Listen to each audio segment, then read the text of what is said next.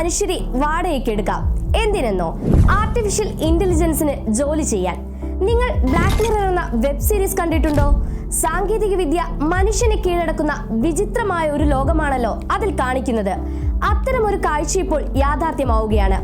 സാധാരണ നമ്മൾ മനുഷ്യർ ജോലി എളുപ്പമാക്കാൻ ChatGPT പോലുള്ള AI സോഫ്റ്റ്വെയറുകൾ ഉപയോഗിക്കാറാണ് പതിവ്. എന്നാൽ ഇനി കാര്യങ്ങൾ നേരെ തിരിച്ചാകാൻ പോകുന്നു. AI ഏജന്റുകൾ നമ്മളെ, അതായത് മനുഷ്യരെ വാടകയ്ക്കെടുത്ത് ജോലി ചെയ്യിപ്പിക്കാൻ പോവുകയാണ്.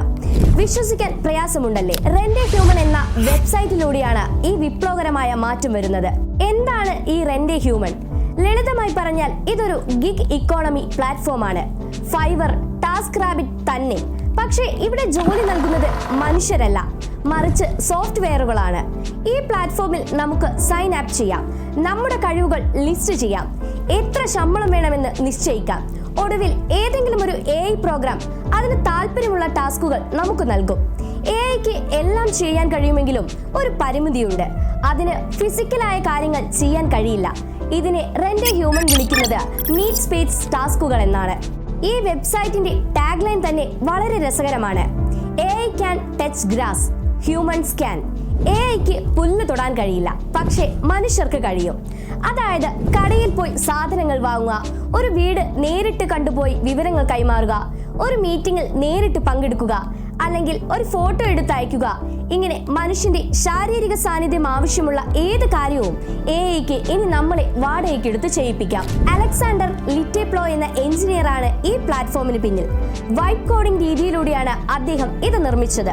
അതായത് സ്വയം കോഡ് എഴുതുന്നതിന് പകരം പലതരം AI ഏജന്റുകളെ ഉപയോഗിച്ച് കോഡ് പരിശോധിച്ച് മികച്ച ഉൽപ്പന്നം ഉണ്ടാക്കിയെടുത്തു. ക്രിപ്റ്റോ കറൻസികളിലൂടെയോ സ്റ്റേബിൾ കോയിനുകളിലൂടെയോ ആണ് ജോലിക്കാർക്ക് പണം നൽകുന്നത്. ചില ജോലികൾക്ക് $1 മുതൽ $100 വരെയാണ് നിരക്ക്.